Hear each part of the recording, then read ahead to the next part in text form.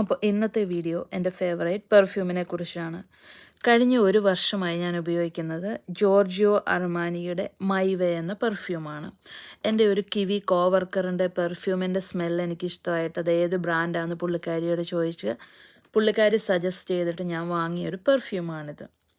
Usually എനിക്ക് വേണ്ടപ്പെട്ട ആരെങ്കിലും എന്ത് ഗിഫ്റ്റ് വേണമെന്ന് എന്നോട് ചോദിച്ചാൽ ഞാൻ എപ്പോഴും പെർഫ്യൂം വേണമെന്നാണ് പറയാറ്.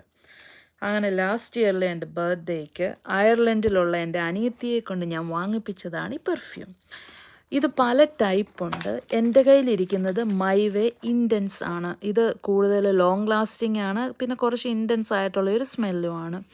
ഇതിൻ്റെ ഒറിജിനൽ വേർഷൻ എന്ന് പറയുന്നത് മൈവേ ഓഡി പെർഫ്യൂം, പിന്നെ മൈവേ ഫ്ലോറലുണ്ട്, മൈവേ നെക്റ്റാറുണ്ട്, മൈവേ പെർഫ്യൂമും ഉണ്ട്.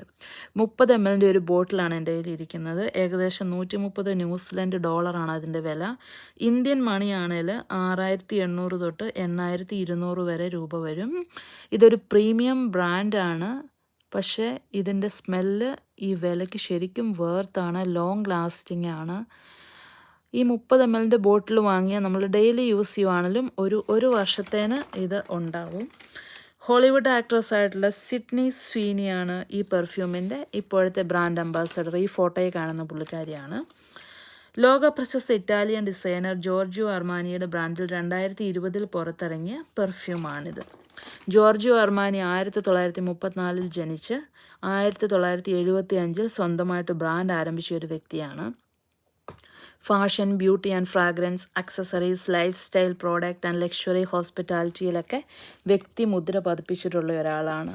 അപ്പോൾ ഇപ്പോൾ പെട്ടെന്ന് ഞാനെന്താ ഈ പെർഫ്യൂമിനെക്കുറിച്ചും ഈ പുള്ളിയെക്കുറിച്ചുമൊക്കെ ഓർത്തതെന്ന് വെച്ചാൽ, മിനിങ്ങാന്ന് ഡ്യൂട്ടിയുടെ ഇടയ്ക്ക് TV-യിലെ ന്യൂസ് കണ്ടത് 91 വയസ്സിൽ ജോർജിയോ അർമാനി അന്തരിച്ചു എന്ന്. അപ്പം ഞാൻ ഡയാലിസിസ് ചെയ്തുകൊണ്ടിരുന്ന ഒരു അപ്പച്ചൻ എന്നോട് പറയുക, പുള്ളി ഭയങ്കര ലക്കിയാണ്, 91 വയസ്സ് വരെ ജീവിച്ചു. വളരെ കുറച്ച് ആൾക്കാരെ അത്രയൊക്കെ ജീവിക്കൂ, അതും പുള്ളി ഹെൽത്തി ആയിട്ട് അത്രയും വർഷം ജീവിച്ചു. ശരിയാണ്.